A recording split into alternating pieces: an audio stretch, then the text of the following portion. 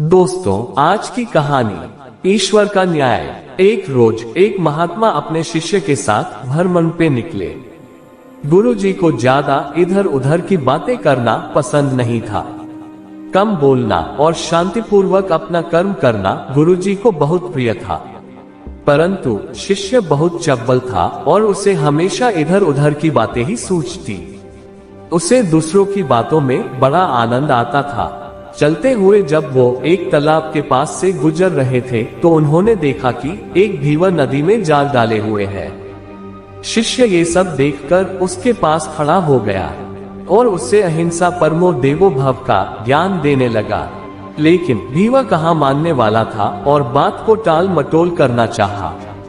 बात जब बहुत अधिक बढ़ गई तो शिष्य और भीवा के बीच झगड़ा शुरू हो गया।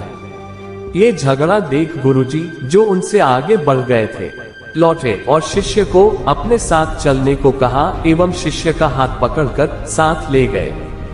आगे बढ़ने के बाद गुरुजी ने शिष्य से कहा, बेटा, हमारे जैसे साधुओं का काम सिर्फ समझाना है, लेकिन ईश्वर ने हमें दंड देने के लिए धरती पर नहीं भेजा है। शिष्य ने पूछा, महाराज को ना तो ज्यादा दंडों के बारे में पता है और ना ही हमारे राज्य में राजा ज्यादा लोगों को दंड देते हैं। आखिर इसको दंड कौन देगा? शिष्य की इस बात का जवाब देते हुए गुरुजी ने कहा, बेटा, तुम निश्चित रहो, इसको दंड देने वाली एक अलौकिक शक्ति इस दुनिया में मौजूद है, जिसकी पहुंच सभी जगह है। ईश्वर की दृष्टि सब तरफ है और वो सब जगह पहुंच जाते हैं। इसलिए तुम अभी यहाँ से चलो, इस झगड़े में मत पड़ो। इस झगड़े में पड़ना गलत होगा, इसलिए इस झगड़े से दूर रहो। शिष्य गुरुजी की बात सुनकर संतुष्ट हो गया और उनके साथ चल दिया। इस बात को 2 वर्ष ही बीते थे कि गुरुजी और शिष्य फिर उसी तालाब के पास से गुजरे। शिष्य भीवा वाली घटना भूल चुका था।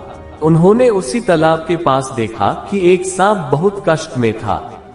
उसे हजारों चींटियां नोच नोच कर खा रही थी। शिष्य ने ये दृश्य देखा तो उससे रहा नहीं गया। दया से उसका हृदय पिघल गया था। वह सर्प को बचाने के लिए जाने ही वाला था कि गुरुजी ने उसका हाथ पकड़ लिया। उसको जाने से मना करते हुए कहा, बेटा, इसे अपने कर्मों का फल भोगने दो।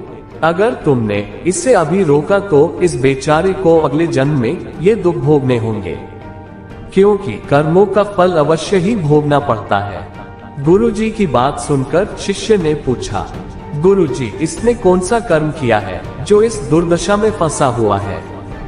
गुरु महाराज बोले, ये वही भीवा है जिसे 2 वर्ष पूर्व तुम मछली ना मारने का उपदेश दे रहे थे और वह तुम्हारे साथ झगड़ा करने के लिए आग बबूला हुए जा रहा था। वो मछलियां ही चींटियां है जो इसे नोच नोच कर खा रही है। ये सुनते ही शिष्य ने बड़े आश्चर्य से कहा, गुरुजी, ये तो बड़ा ही विचित्र न्याय है।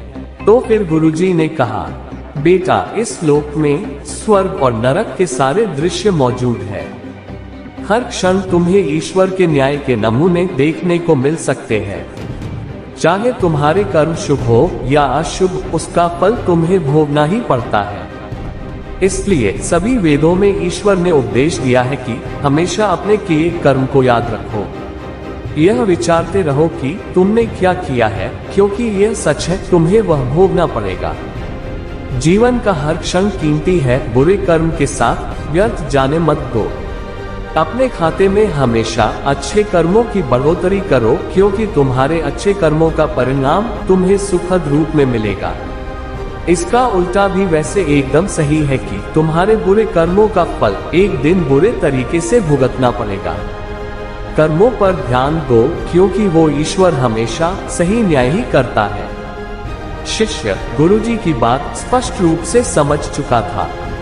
ये 100% सही है कि ईश्वर हमेशा सही न्याय करते हैं, जिसका सीधा संबंध हमारे अपने कर्मों से है। यदि हमने अपने जीवन में बहुत अच्छे कर्म किए हैं तो उसी के अनुरूप ईश्वर न्याय करेंगे। ये जीवन इसलिए हमें मिला है ताकि हम कुछ ऐसे कर्म करें जिसे देखकर ईश्वर भी खुश हो जाए और हमारे प्रति प्रेम झलक उठे। तो दोस्तों, उम्मीद है आपको कहानी अच्छी लगी होगी। अगर अच्छी लगी हो तो लाइक जरूर करें। धन्यवाद।